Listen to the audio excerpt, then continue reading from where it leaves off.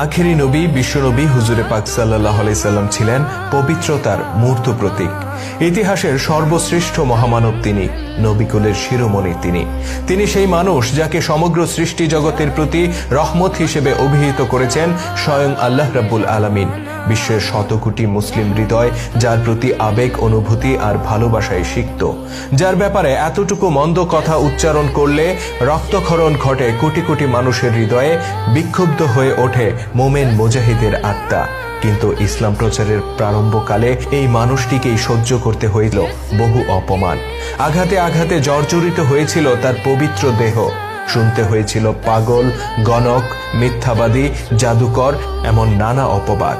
ইসলামের ইতিহাস থেকে আজ আমরা তুলে ধরব এমন এক নরাধমের কথা, যে ছিল রসুলের একান্ত আপনজন, অথচ সে ছিল অজ্ঞ আর অভিশপ্ত। ইতিহাসে সেই একমাত্র ব্যক্তি যে রসুলে পাক সাল্লাল্লাহু আলাইহি সাল্লাম এর পবিত্র চেহারা মোবারক লক্ষ্য করে থুতু নিক্ষেপের দুঃসাহস দেখিয়েছিল, আর এর পরিণতি হিসেবে তাকে পৃথিবীতেই ভোগ করতে হয়েছিল ভয়ানক শাস্তি। কে ছিল সেই নালায়েক ব্যক্তমিস? রসুলের সাথে কি ছিল তার সম্পর্ক, আর কি ঘটেছিল তার কপালে?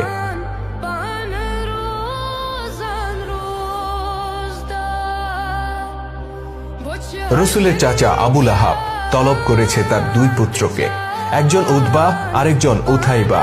পুত্রদেরকে উদ্দেশ্য করে আবু লাহাব বলল, আমি আমার ভাতিজা মোহাম্মদকে নিজের প্রাণের চেয়ে বেশি ভালোবাসতাম। যখন তার জন্ম হয়েছিল তখন আনন্দে উদ্বেলিত হয়ে আমি আমার কৃতদাসীকে আজাদ করে দিয়েছিলাম। শুধু তাই নয়, তার সাথে আত্মীয়তার বন্ধন দৃঢ় করার জন্য আমি তার দুই কন্যা রুকাইয়া আর উম্মে কুলসুমের সাথে তোমাদেরকে বিয়ে দিয়েছিলাম। কে জানতো আমার এই ভাতিজা একদিন আমাদের বংশের মুখে চুনকালি লাগাবে? কে জানতো সে আমাদের পূর্বপুরুষের ধর্মকে অস্বীকার করে নিজেকে নবী ঘোষণা করবে? হায়, যদি জানতাম তবে কখনোই তোমাদের দুজনকে তার কন্যাদের সাথে বিয়ে দিতাম না। পুত্র উতবা আর উথাইবা তখন মাথা নিচু করে মাটির দিকে তাকিয়েছিল। পিতার চোখের দিকে তাকিয়ে কথা বলার সাহস তাদের ছিল না।